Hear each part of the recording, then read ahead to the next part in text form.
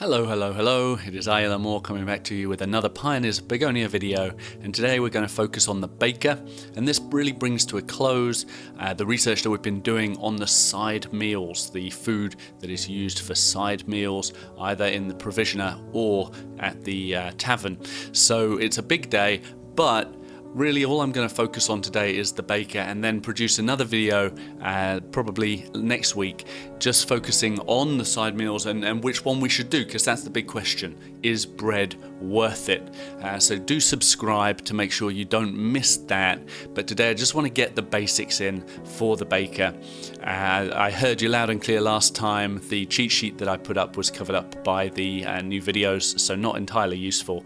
Today I'm going to put it up right here as we build our baker, and you can see it takes 5 builders, so quite a lot. It's an end game building. It requires 12 softwood beams and 8 concrete to build, so you need quite a lot of resources to build this, and it takes 2 minutes and 10 seconds for them to build it. It creates a 3x3 building, which is 144 square meters, and you can build this in all the places that you would expect to be able to. You just can't build it in the water, in the swamp, or on mountain rocks. Once the building's built, it's populated by these 3 workers, and we'll just watch what they do. The first worker does very little. They pick up the flour and then they put it next to the main worker, and then go back to dusting their table.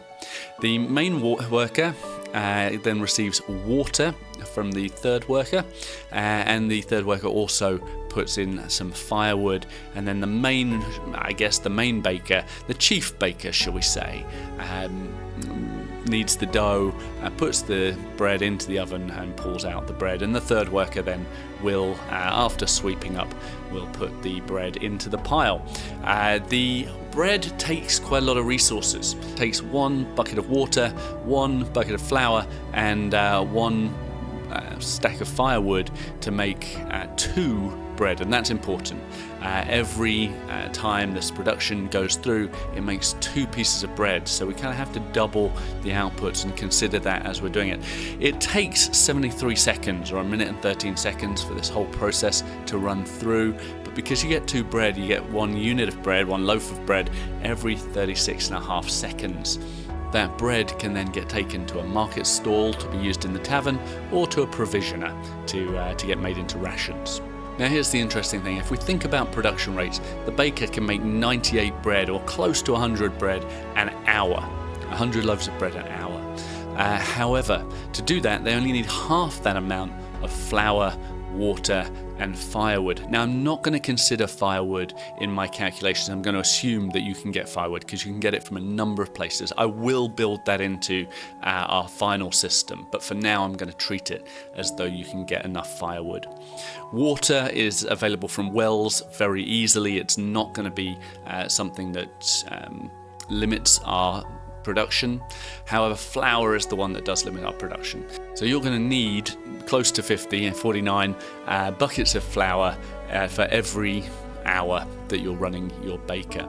And that's important because 1 windmill running at full capacity can produce almost double that, 87 buckets of flour an hour. In order to make 87 buckets of flour an hour, that windmill will obviously need the same amount of wheat. It doesn't require any other resources.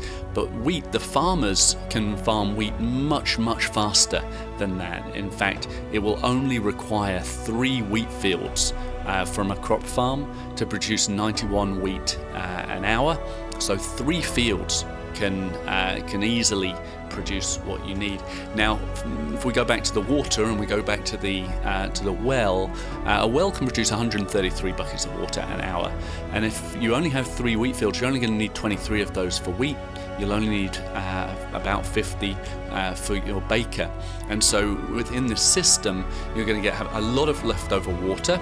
You're going to have a lot of time for your farmers to work on other fields, and you're going to have a lot of leftover flour. So probably the best thing to do is to have 2 bakers, 1 windmill, and a crop farm that's only using 3 or maybe 4, if you want to be safe, fields for wheat, and 1 well. can cover all of that. Along with that, if you've got a woodcutter and a forester, as long as the woodcutter is collecting firewood, you're probably going to have enough firewood to cover the baker as well. So for now, without looking into it any further, that's the system that I would recommend, and here I'm showing it to you on the screen so that you can see it for yourself as we say goodbye for now. I hope you have a lovely day. Do subscribe if you've liked this video, because the next one, as I say, is going to really dig into all the bits that we've talked about for the food system and understand which food is best from the cabbages, from the pumpkins, and from the bread.